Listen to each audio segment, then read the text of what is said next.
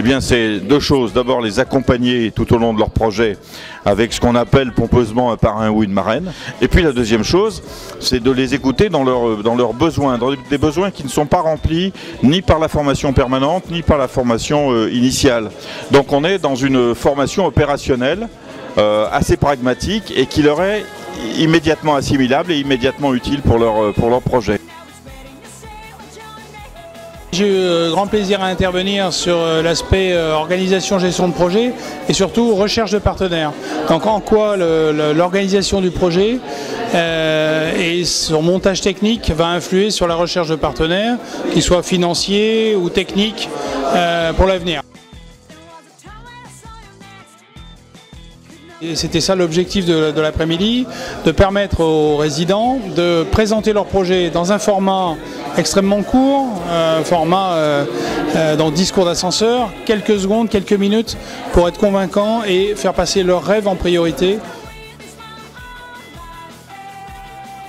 Mon rôle en tant que marraine, c'est de l'accompagner, sans la guider, mais de l'accompagner, d'être à l'écoute, de pouvoir partager mon expérience dans la limite où elle peut lui être utile et de veiller à ce qu'elle puisse bénéficier du soutien nécessaire à la réalisation d'un projet qu'elle mène déjà de front comme une grande professionnelle.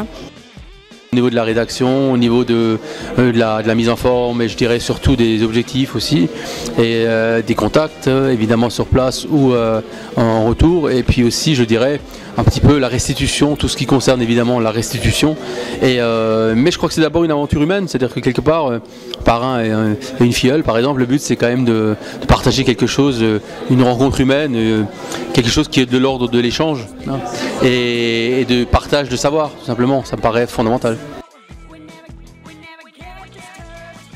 Alors, je suis Jonathan Métro. Bonjour, je m'appelle Jeanne Miéton. Alors mon projet c'est de partir faire un road trip en van en Australie. Je viens de la Suisse. Je suis photographe et je vais aller dans le désert du Sahara. J'ai du travail pour les 4 mois à venir je crois pour améliorer le projet. Mais il y a des gens qui nous suivent, il y a des gens qui nous forment, il y a des gens qui nous apprennent des choses techniques qui peuvent être très utiles. Le concept m'intriguait, tu vois, je me suis dit attends, enseigner à des jeunes à comment faire du reportage, mettre en relation avec des gens de métier. Ce qui est chouette c'est que déjà on est tout un groupe donc on peut échanger entre nous, les jeunes on va dire, et en plus il y a des professionnels qui sont là pour nous dire ce qui peut être intéressant de faire.